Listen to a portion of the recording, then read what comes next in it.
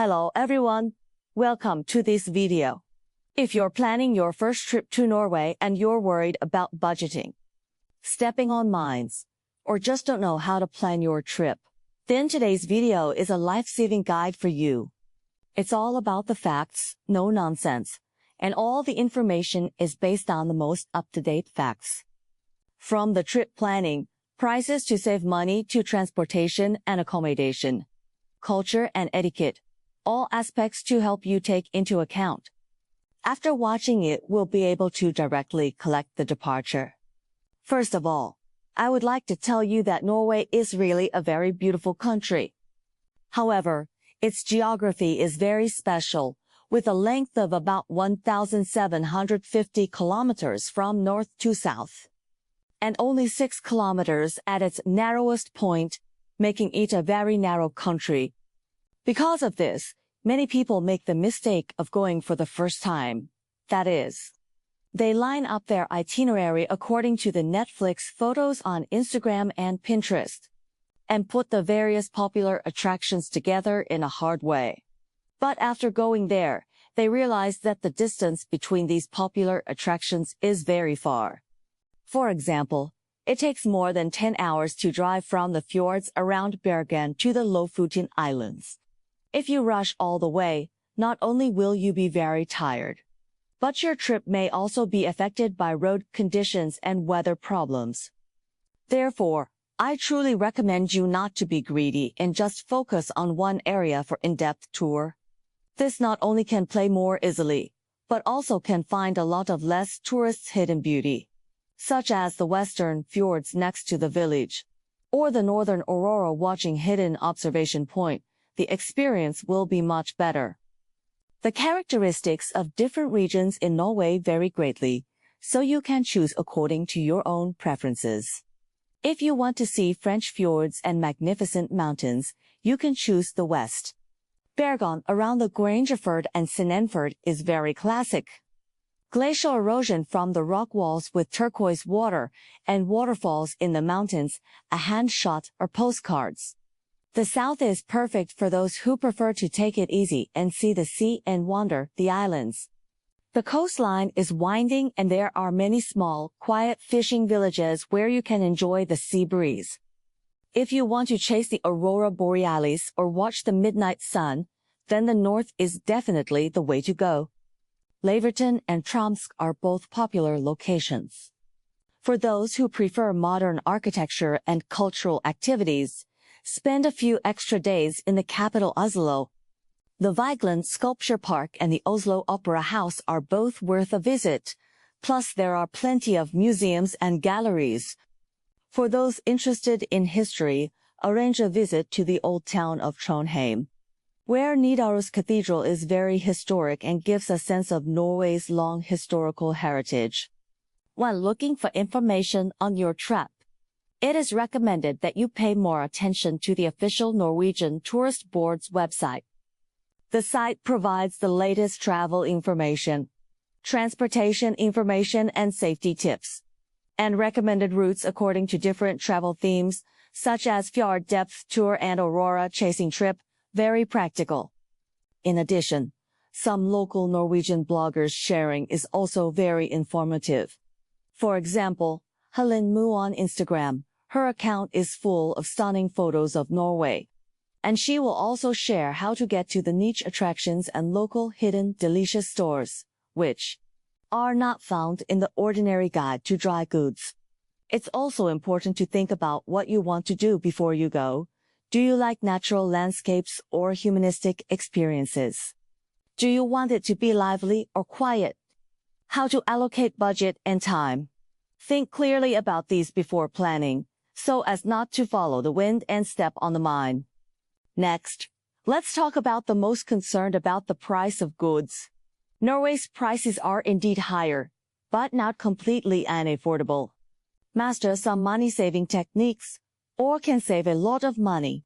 According to the latest data, in Oslo, for example, the price of the main course of the ordinary restaurant between 250 and 450 kroner. Cheap restaurant single meal price of about 250 kroner. Mid-range restaurant for 2 people to eat 3 dishes in the price of about 1400 kroner. An everyday buy of a cappuccino is about 50 kroner. And a classic cinnamon roll 50 to 60 krona. These can be used as a reference for people to judge their daily spending.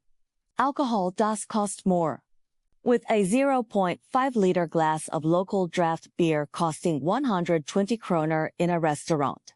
In a supermarket, a bottle sells for about 32.91 kroner. In contrast, hot dogs at gas stations are cheaper. 70 to 90 kroner will fill you up and can be an option when you're in a hurry. For currency, Norway uses the Norwegian krone, not the euro or the dollar. People need to adapt to this in advance. According to the latest exchange rate on January 13, 2026, 1 krona equals about 0.09935 United States dollars.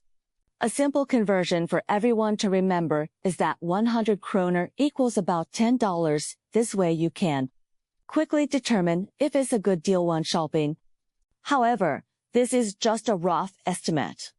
Before you leave, it's best to use Google to search for real-time exchange rates, or download a currency conversion app, such as Currency, so that the conversion will be more accurate and you don't have to worry about being pitched. The key to saving money is mainly in the 2 aspects of catering and accommodation. Catering. Eating outside is really expensive. It is recommended that we go to the supermarket to buy more ingredients to do it yourself, which can save a lot of money. Norway has several affordable supermarkets are very recommendable. Rema 1000 cost-effective, full of things and cheap. Kiwi and Co-op Extra is also very common. There are branches everywhere. It should be noted that while gas stations also sell some basic items, they are about 1.5 to 2 times more expensive than supermarkets. So they are only recommended for emergencies. In addition, many hotels include a free breakfast with your room rate. And these are usually substantial, including bread, meat, fruit, and drinks.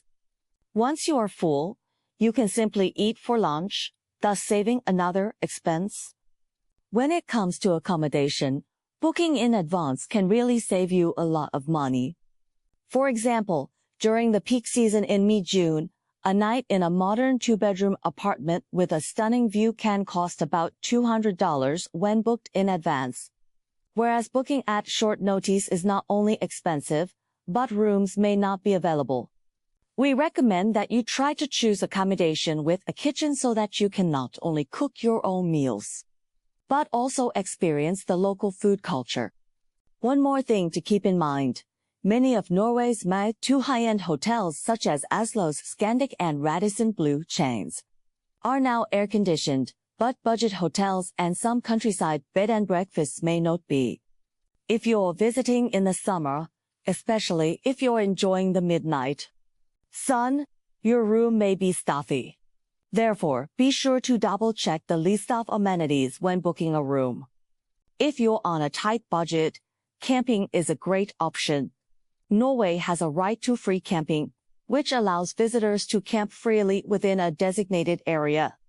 According to the official regulations, which were reaffirmed in 2025, campsites should be more than 150 meters away from residential areas and should not damage the natural environment. For example, no camping in young regenerating forests. In addition, a maximum of 2 nights in the same place is allowed. If you stay longer in remote mountain areas, you should also ensure that you do not damage the environment or disturb others. If you don't have camping equipment with you, you can choose to rent it locally. Tents, sleeping bags, cooking utensils, and other equipment are available for rent. In addition, you can also rent a campervan, but it should be noted that the campervan cannot be parked at will, but must be parked in a designated campground or parking lot. These sites are usually equipped with infrastructure such as restrooms and drinking water, providing convenient living conditions for campers. In terms of transportation, Norway has a very good public transportation system. but different modes of transportation are suitable for different situations. The INTUR platform, which has been recommended before, now has no updated information on operations for 2026. If you want to check the railroad information, it is recommended to use the official website or app of NSB Norwegian National Railway. If you want to check the buses and ferries, you can use the official channels of the operators such as VY and Fjord 1. If you want to check all the transportation information in one stop, you can use the transportation module of the official tourism platform of Visit Norway, which is very convenient. Traveling by train is highly recommended. Norway's train environment is clean and well-equipped, and the scenery along the way is even more beautiful. The line from Bodø in the north to Oslo via Trondheim is rated by many as one of the most beautiful railroad lines. Train fares are dynamically priced and buying in advance will be much cheaper, which is the only way to save money on trains. So, you must book your tickets as early as possible after finalizing your trip. If you are short on time, you can choose domestic flights. Norway has more than 50 domestic airports and the highest number of flights per capita in Europe. Scandinavian Airlines, Norwegian Air and Widerøe Air have many domestic flights. Prices are also very affordable if booked in advance. For an in-depth tour, driving is the best option to get to many places that public transportation can't reach.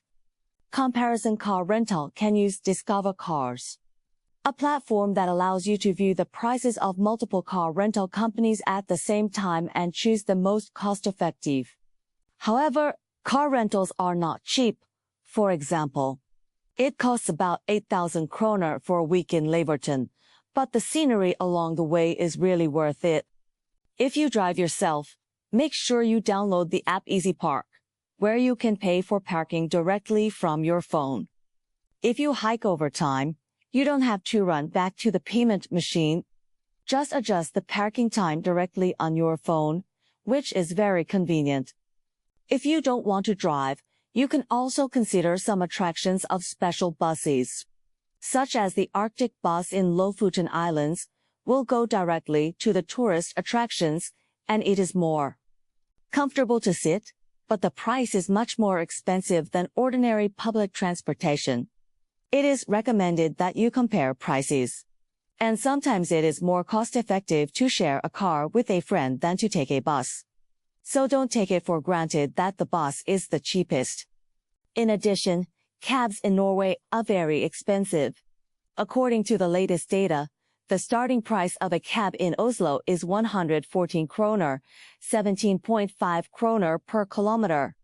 Previously, some people stayed in a hotel near the airport, which is a 15-minute walk and a 3-minute drive from the airport.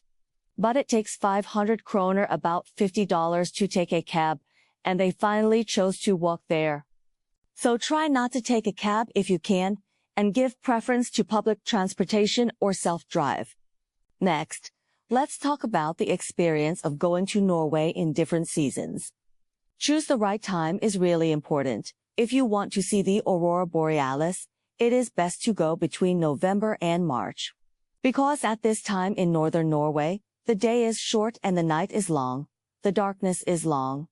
Very suitable for watching the Aurora Borealis. However, the short daylight hours during this time may affect the daytime trip, so you should plan ahead of time for daytime and nighttime, and do a good job of keeping warm, because Norway's winter is very cold. Mid-June through July is Norway's summer season, with the most comfortable weather and the best time to see the midnight sun. Especially in areas north of the Arctic Circle, the sun doesn't set. It only moves slowly near the horizon and stays bright throughout the night. It's also very cool to be able to hike and enjoy the scenery at 2 a.m. However, this is also the peak road repair season in Norway. Because of the warm weather and long daylight hours, builders choose to build roads during this time. This may affect your driving trip, so you should check the road conditions in advance and prepare alternative routes. In addition, Although many mid to high-end hotels now have air conditioning installed, budget hotels and B&Bs usually do not. Due to the direct rays of the midnight sun in summer, rooms may be as stuffy as a greenhouse. Therefore, when booking a room, be sure to check whether it is equipped with air conditioning. If there is no air conditioning, prepare thin blankets and a small fan in advance. Spring and fall are off-season, each with its own advantages. In spring, May, just in time for the Norwegian Constitution Day, which is a big national holiday, there will be parades all over the country. People will participate in national costumes, very lively. You can feel a strong cultural atmosphere. In the fall in Norway, the forests become golden, and the possibility of seeing Aurora Borealis, and relatively few tourists, so that you can enjoy the scenery in silence. However, the frequency of public transportation in the off-season will be much less, especially in tourist areas. Some sightseeing trains only run in summer. Therefore, you must confirm the operation time in advance through NSB, VI and other official channels to avoid the situation of not having a train to ride.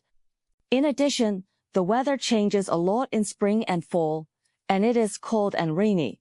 So, you should bring warm and waterproof clothes. Next, let's talk about cultural etiquette. Knowing this will make your trip smoother and you won't feel embarrassed because of cultural differences. In terms of language, you don't have to worry at all. Norwegians are fluent in English and have no problem communicating in English, especially in tourist areas or with people involved in the tourism industry. There are even more signs in English than in Norwegian at the Oslo airport. However, it is possible to learn a few simple Norwegian phrases, such as hey for hello and takk for thank you. This will make you look more polite and the locals will be more friendly. It is important to note that some signs and menus are not in English, so it is best to download a Google Translate in advance. It not only translates text, but also scans menus and translates them into English in real time. If you download the offline version, you can also use it when you don't have internet access, which is very convenient. Regarding tipping, Norway, unlike North America, does not have a culture of mandatory tipping because the local price level is high and waiters are paid enough to make ends meet. So they don't expect extra tips. If you are particularly satisfied with the service and want to show your appreciation, a tip of 5 to 10% is sufficient. Some upscale restaurants or hotel bars will have tipping options on their card machines, but this is optional and not required. Also, cash is basically not used in Norway, and tips are paid by credit card. When the waiter comes over with the card machine, you can enter the total amount including the tip yourself. In addition, some upscale establishments have tipping options with varying percentages, so you can choose according to your personal wishes. There are also some basic etiquette to keep in mind. Norwegians value personal space. In public, don't talk loudly, don't cut in line, and keep a proper distance from others. They also don't like strangers initiating conversation. Talking to random people on the street or opening their mouths while sitting next to a stranger can make them uncomfortable. On the hiking trail, however, it's a different story. If you meet someone's eyes, it's normal to simply say hello. And this is a tacit understanding among hikers around the globe. Also, everyone must remember to take their trash with them, especially in areas of natural beauty. Norwegians are very protective of the environment and are disgusted to see tourists littering, and it may be against local regulations. When hiking, follow the trails, do not trample on the vegetation and damage the natural landscape. Finally, I would like to talk to you about shopping and self-driving packing. In terms of shopping, most stores and supermarkets are closed on Sundays.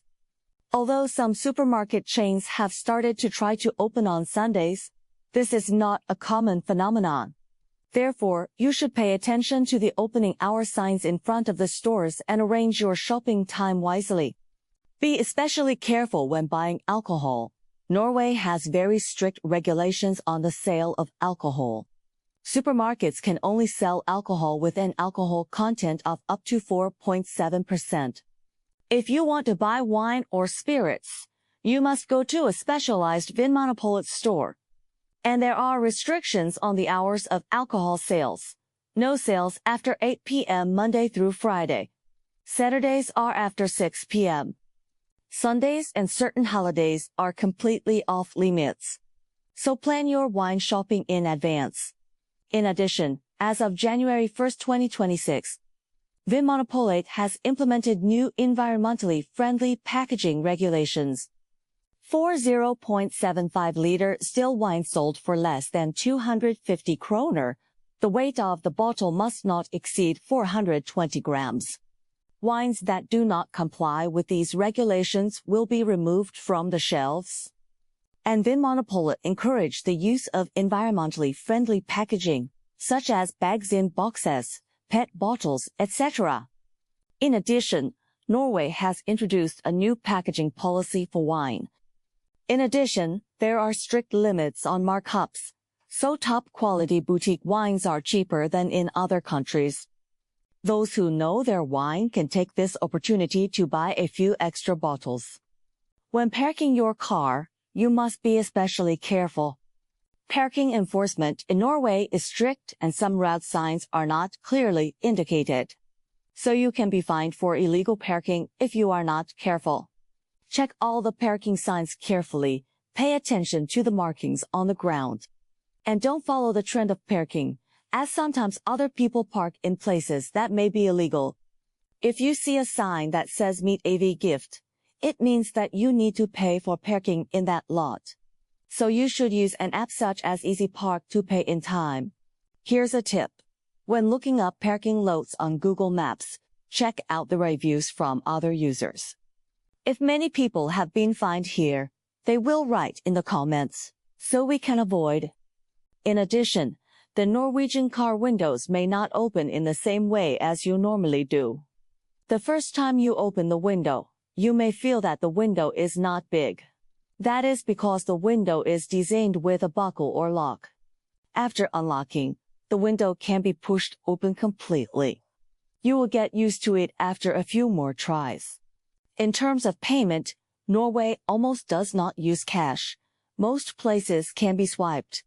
Therefore, we should apply for a credit card or debit card with low foreign fees in advance, so as to avoid spending a lot of money due to high fees. There is a local payment method called VIPs, which is used by many locals, but only Norwegian residents can sign up for it, as the national ID number needs to be entered when signing up for it, which is not available to tourists. If you come across places that only support VIPs payment, such as some small parking lots, you should prepare other payment methods in advance. There is one more thing to remind you. Although Norway's law and order is very good on the whole, but in the peak tourist season May to September there will be more thieves. And pickpocketing is prone to occur in crowded places such as airports, train stations, hotel lobbies, restaurants and tourist attractions, etc. So you should always keep a close eye on your own things, and take care of important items such as passports and travel documents. You also need to pay attention to safety when using credit cards or ATMs. Keep an eye on others when they are holding a card. Try to use ATMs inside banks or in public places. Do not use faulty card readers. Cover the keyboard with your hand when entering your PIN number. Check your account regularly for any unexplained transactions. And don't store your card information in unfamiliar computers or electronic devices. In addition, there is a threat of terrorism in Europe, and Norway's current threat level is 3, which is medium. It is important to be aware of your surroundings in public places and to take extra care during religious festivals, public celebrations, and major political events. If there are demonstrations, avoid them and follow the instructions of the local authorities, and pay attention to the local media. Well, That's all the useful information about traveling to Norway shared today. From trip planning, prices and saving money, to transportation and accommodation, culture and etiquette, as well as safety precautions, I've given you all very detailed information. I hope this information will help you plan your trip to Norway and make your trip both smooth and enjoyable. If you find this video useful, please remember to like it, subscribe to my channel and turn on the little bell in order to receive more useful travel tips that I share. If you have any questions, you can leave them in the comments section and I will try to respond. I wish you all an awesome travel experience in Norway. We'll see you in the next video. Bye.